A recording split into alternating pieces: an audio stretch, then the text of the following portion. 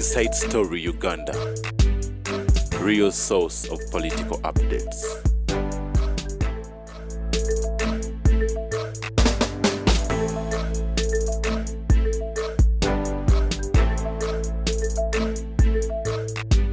Wa bulijjo bantu bano bijogera kaba immoral bantumye era ne bantika ekirabo kya sasa abukuludde nalabyeko nkofiira yo ngimanyi nga bali wa muzeyi Tamale bino bamwebaza bamukuliza bamuyozaayoza amazaalibwa gagabadde onako olwokutaano mutabani wa Yowaana ne mama ne matovu happy birthday era bino babimpadde basone bampadde enkofiira yino aba immoral bakuliza enkofiira yeno myufu bajita ya people power bajita ya people power bakuwadde nzimba gamba ndi bwetwali tugula amasuuti ago ne people power yaliwo uyo mzee Tamale kana kanyamukini enkofiira yange yanseegumye omuzira agumire alumire waliwo nabadangana naye ajambala enkofiira ni kuli mitwalo 10 esekubire ensi yaguma tugiwa muzira ya muzira tugirabe no muntu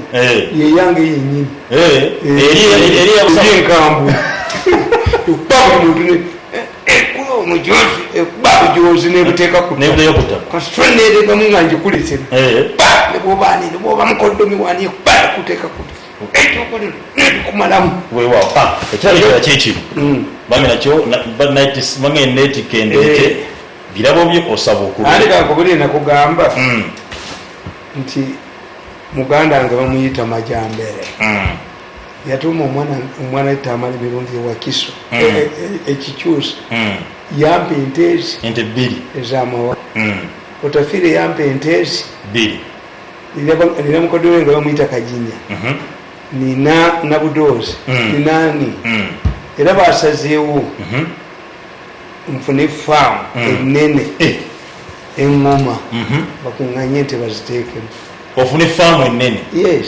bagende bakuteera nti bazireeta kituufu Museveni yatampangayo naye nyamwerako emaani genda ntuni embeera gyendimu nti banjooze nnyo ne bannya ku mutwe ne bannyalako I'm always invited annually. Yes. Abatola abali mu Kampala bakola embaga yaabwe ya Christmas nakagenda emirundi ena nakati bampise bali 10 era nako bakuyise bangambye nina keeki ya Muhoozi gyenyina okujjayo ngimutwalire mugenda kubeerawo. You see, tribalism. I don't believe in tribalism. Bale mzee Tamale awantu onja tukonewo nnyo olwaleero ensonga ekuze ya tribalism wanga wano tribalism ekuze erirudde wanga kabaka agula Kalugire abettaka lya Ham eyamuzimbira ekizimbe gwenza kutogira naye nga mu bantu eno wansi gyeri Kalugire twamukola ki mu family nze Ham tabikkirizamu ebyo ne muganda azala Ham nali muwanisemu nomujingamu kubanga omusajja omanyi baagala kubbako Hamu kisaawe kye kimulemye ekyennakivubo oyo Kalugire kyaliko ye strategy kisaawe kiri kumpi kuggwe andi nkugambye balimeza biliyoni z'emmeka mu banka eno era Kalugire najja era nakati Kalugire azze ku ttaka basafeya bagendayo ne baliza bange ettaka kabaka alina makulu yalina Kalugire abaana bano bakyayisiza gavumenti ya Museveni abako ne baleese obuzibu mu famire ya Museveni. Famire ya Museveni terina kizibu kyonna naye abako waliwo gye nabadde ntambulira eyo ne baŋŋamba nti mzee Tamale sometimes abako allegations zaleeta tabana bwino mutuufu abako abawogerako just allegations tayina bwino. I worked in the state house for 14 years. Who humiliated him? Natwala 5 billion ngalowooza ndi mwangajja kunya ku mutwe anywaleko bale muteeka ku ttaka kubanza I went to state house with the mission naye nga bategeera dde obujuuzi bwabwe kasaba kujooga ne bakujja mu kifo ne bakuwa ekirala naye nadduka ne ssente nga bakumaze. Don't accept to go to a periphery. Singa Kadaga yalekulira nakibalekera enogesi y'obujozi bwabwe nebamunyira tebazizemu kujooga bantu. The moment they humiliate you, it's not Museveni who is humiliating people. Si bana ba Museveni. No. Waliwo gwe bateekamu ekikwate nti ayinza okufuga eggwanga. How can you ofuga otya eggwanga nga omusajja alina omwana we? Kakati mwekamba buuli. Sole eno giraba. Story eriwo. Saagala nnyo kulifaalinga ku bintu bibadde walala. But those who follow me ku pologulaamu yange ey'olwokuna gye naliko nabagamba nti ebintu bya BMK bigenda. Wano wakyogera. Nebaga nti BMK yali mukwano gwange. Nikulukubira wakyogera. BMK bwe basooka okuleeta sipeeyo omukadde. BMK nze nina ekitabo nina document zenakola ku BMK nga yaziwanze nzekka. Nawe tubangule tugambe nti nno gundi yamugamba ebyama. Ate biriwa BMK yanyumiza naŋŋamba nali musajja nga nsobola nte. Kakati nga jaketi njewola ku muntu okubika empewo. Kakati naŋŋamba nti omusajja oyo omulaba nti yagamba nze natwala omukisa gwe. Omusajja eyayazikanga BMK egundi ejaketi yajjanga ewa BMK n'amuwa sente nga mwavu yetwala omukisa gwe n'omundaga yetwala omukisa gwe. BMK yanyumiriza nti bwe nabanga ngenda okusuubula ente nga nina gye neeyazika ejaketi. Kakati omusajja nze bwe nagaggawala omusajja nanga nti omukisa gwange gwokutwala yekibanga sente wa BMK wali mu jaketi omukisa. Kakati BMK tutandika n'akazimba akali emmanju we nga wano ng'ekizibu kya BMK kiri eki kufuna swimming pool. Ngayala swimming pool. Yes. Okay. Netula ne BMK. BMK yampa sente nzitwalire yiga. Mukatuli kimunnange mu cases yiga nga tali yanguzi. Leza gundi yazigoba. Yiga ki? Yali meya. Era muwavu muyitirivu. Nga tali yanguzi wano. Yiga yaŋŋamba. Mwana nkubuulire. Oyo eyaleta Airtel mu Uganda yani. Yani waswabiri ebiri gwe bali nnyo. Nanga ndi waswabiri gwe yandiitira sente. Ngayagala kubba nga tubba abazungu ne Ghana. Ne kakati kitegeere tuli ku kadaala tuli aba singa tabinvumanga. Nemme yayiga kyali gyali aluddawo bamwerabiza. Sajja yakolera ekibuga kino. Yesasula munnabisika. Sajja yakolera ekibuga kino bambi. Kasitobeera mu nsawo z'abako ye Museveni ngakkajuka ate anyubako ddumi. Kyovala batuwagira ono omuzira. Omuzira yatumensegumiri yalitumalako ennaku. Nange nebaka negolodde nabalabye nga bakankana. Ate omukadde mabega. Bamutya bagambye nti asobola okunona omuntu yenna ate yakomyewo. Era kati ngenda kumugamba tuyambe oteeke bakomando babiri aba special forces ku buli poliisi. Yo poliisi edduka buddusi.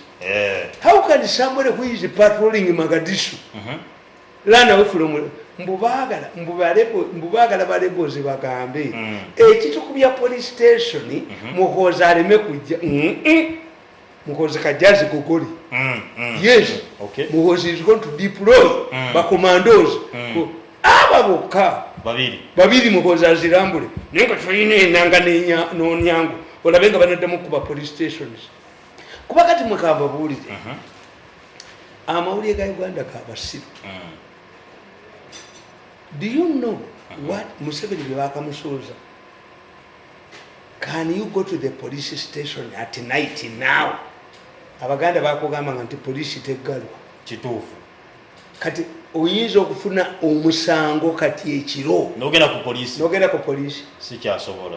Police withdrawing kati oyitaani nedda Muhoozi kadiployinge bakomando aba omusajja omukulu n'ayogera mu nyongo n'enanga nimwogera ebyobusiru nti omuserikale waffe mu kiseera kya laati omuserikale waffe yabadde mu motoka nga yeekukomya n'alaba abajja n'abasuuza lwakite maiming mukuba okugulu bale nnyo lwaki teyamukutte magazini ogiyita gulunedi tiyakanyuze gulunedi net exploding kati kubalumba ebarakisi yejje kankubuuzi ewange ensula n'abasirikale ebweru nga tibandaba nze ensula bweru sebaka nga nawe okuuma era waliwo omubbi yagenda najje yali kanyama kanasuze bweru n'agenda abinula oluggi lwange lwerutirejigera kaka n'alyoka awanika emikono bwati mu luggi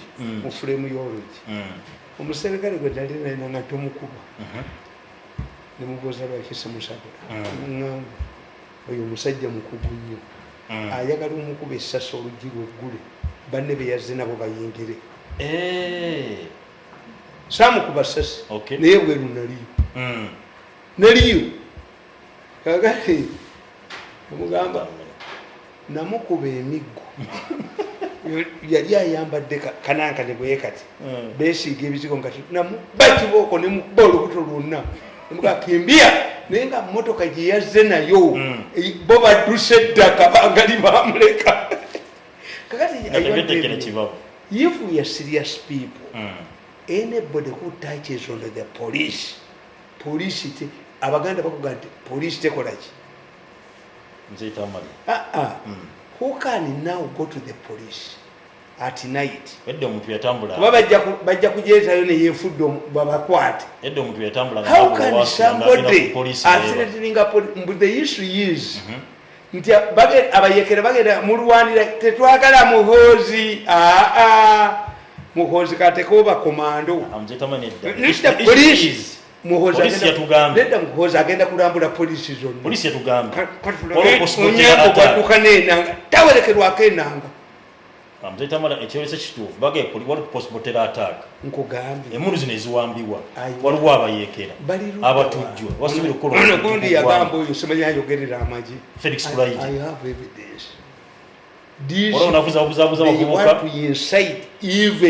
obalaba agotanga odoyi tajja kujja tuli ku Museveni omu ekikifu.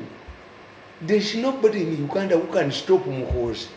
Muhoozi's presence of bid is unstoppable unless he himself kuba ne bomunalekana what if kambabuliremu nze nabeerawo nina ebintu ebyo byenjagala basomesa olwaleero.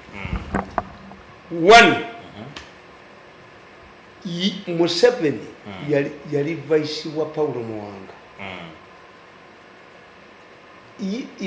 Even if Museveni yali tayagala agenda mu nseko, was forced into enseko. Always give somebody an exit route. Okay. Always give somebody an exit route. Omukazi bw'omukyawa muleka agenda afumbirwe. Naye togamba nti asiraane bw'omulumba ewaabwe bw'omukuba ne bwe bakapa n'ogikwatira mu nnyumba y'ennyama ezimba ng'engo. Always give somebody an escape route.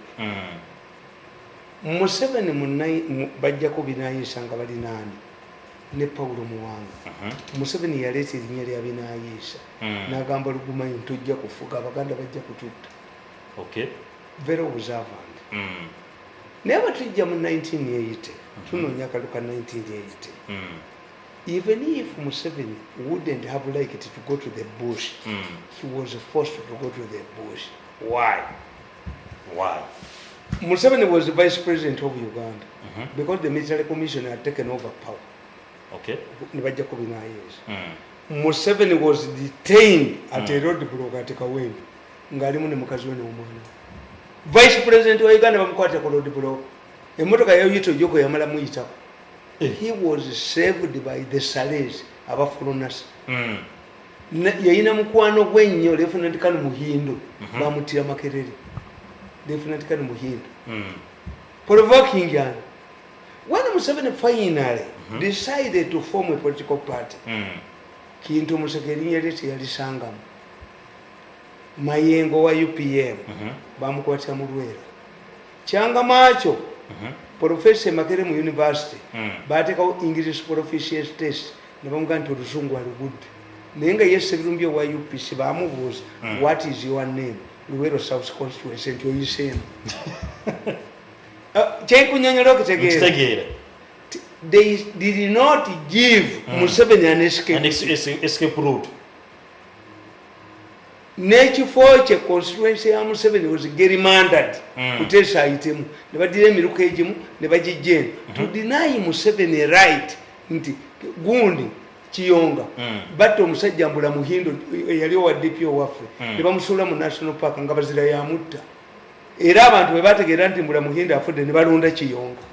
Kakati what type DP ekkiriza okujja mu Buyenzi okujja mu ogibyeko abantu 17 anopozi ekkiriza constituency 27 wakabbako 17 twagenda mu Kalunga yakabba Obote yakabba 17 anopozi badira ekidyeri ekiri ku kyoga ne bakiremezaayo ne babasaba tikiti z'omusolo. West Nile was declared an emergency teri kulonda UPC yalonda y'abantu mwasanga simwogereza ne badira abasooka 10 ne babakyusa nga Luwuliza Kirunda atambula ne detention orders. Waliwo omusajja bamuyita Kazinja MP yagaana okuyingira UPC n'abagamba mumpe kadi yammwe ne bamanya yali kooki ne batta abazungu ku luguudo lw'Entebbe ne babasuula ku nnyumba ye. Kazinja yali mu parliament ne bamubuulira Paul Muwanga nga yakikoze muwala wa Kazinja yali azadde omwana ngondi baawe najja okulaba omwana tebaddanga mukulabika to force Kazinja to join UPC. Kakati waliwo omuntu lw'omunyigiriza ennyo nti ze balowooza bwonyigiriza omuko nonyigiriza najja ku pulogulaamu zange ayina ba disciples najuuka nokanyuka kasese ku jizikiti kwe basuula embwa natwala 5 billion ekyajja kujja mufukamira enswera amazzi. I have ended up hardening. The more you humiliate me, I harden. The more you humiliate me, emyaka 2 mu eki mbalemeddewo. I know this man must come on his knees. Me to come on my knees. You can't. Museveni abawadde 5 billion. Omusajja muzimu. Kalugire yatwala zize. The man is irrelevant. Mujja kwavuwala ntiji. Tetwabasanga mutematusanga bwana. Tetwalina sente. Kasinsenzo kasikira embazi gwe. Kakati aziziza ati emyaka 24 tukimazeeko tukubagana. If they had given me my money. Omanya omusajja eyabeeranga mu muzikiti ng'atawanya nnyo nabbi yamugamba ki agenda wasa omukazi nakumana muga nti obwavu bunzita wasa owokubiri nakumana nabbi obwavu bunzita wasa owokumeka bwe yawasa okuna yakomawo yababuuza ng'ono takyantawanya nti owokuna yajja neŋŋamira nejja nekyakamamata. If these people had given me an escape route singa nkyabatawanya naye omukulu omukwe yagaana mbu nina omufukamira kuba tawangulwangako najjako n'amafuta nonzijjako n'amafuta lita 2 nago n'agatwala nakuba nekyobi nagoba kadaga obutambi bwonna mbuyina. This man must come on his knees. Mwaki bunabeerawo tetwaliwo kolekolamu zange zonna ne muzijjawo anti kyenkubulira ne Muhoozi bwe bamukoze nkubulya background sikyalwana nabo omuzira yatuuse kakati nkubulya background nabalabye nga boogera the worst domesticated dog is now a wolof mbu Muhoozi wolof ate bagambye Muhoozi ayina command ayina squad ewamba gavumenti mu lunaku lwe ne badduka from a horse's mouth agirina yagambye bagambye komanda wa unit eyo era omusajja n'abagamba nti mmwe we are hated everywhere nekibagamba ntabako ensi yabakyawa si baana ba Museveni teri yakyawa Kaguta family naye bako abawala baleeta abawala basomba abawala batusombera omujo abajozi abayitiridde ani yabateekamu ekikwata ekyo nti musobola okuwamba eggwanga omukazi kitatya sezaalawo kakati what I'm telling you nti we have a fierce battle between omukoya kitadde omukoya yagambye bwakitadde naye ono condition mu Kaguta family sereeta Muhoozi kyamukola oti tusobola okubeera kawo nekyogedde ku bakaabo tubavaako twogera issues netubata nti look andi nkubuulidde ti issue yonna eri ku busika. What are the problem you are seeing here? Succession banoonya sente nti look ono BMK omanye ekibakuwaziza ababyemuke naye yange olifa bubi yange ojja kufa bubi yange ojja kufa bubi nebyo bajja bitwala yange n'ebibyo bano byemuke yayina kampuni y'omwana weekola enguudo ne bajja ne bamugamba tuwe biliyoni 10 tukuwa oluguudo n'asingayo amakaga oluguudo tebaalumuwa biliyoni 10 yes bamwe kontrakiti y'oluguudo kitaka pulezidenti Museveni yamugamba nti nfuniye eddagala ly'enkwa kitaka weerokamu Uganda Limited kitaka yagikola mu 69 yaye musajja aleeta eddagala wa nakolimu kasajja komuvuka eddene kano kakabusenga ne basalawo era banoonye sente kakuba mawulire gako esololekala oliye kasajja gwe kakabusenga ojja kwefuma kondakiti eyavuma eyavuga baasi okuva esirongo kasajja kava sirongo kasajja kagisu okasajjako kagisu sikanyankole keteeka mu famire y'abali gone kanonisimanyi kabusenga ani kasajja kagisu kava sirongo nze nkamanyi nga twesinga kajje wapaike kayina stokses ebituli omanyi kye baakola ne nakalema aresteri abaana ba kitaka nti Museveni kitaka yamuwadde eddagala efuna ente zino zifu. Let me tell you, if you get a deal from the president oyinza okugira naye eddagala lya kitaka nakalema oliyita mu ttaka olifa weekuuta mayinja mu mbuga nange waneereegamu weereega mu maani kakati okitegedde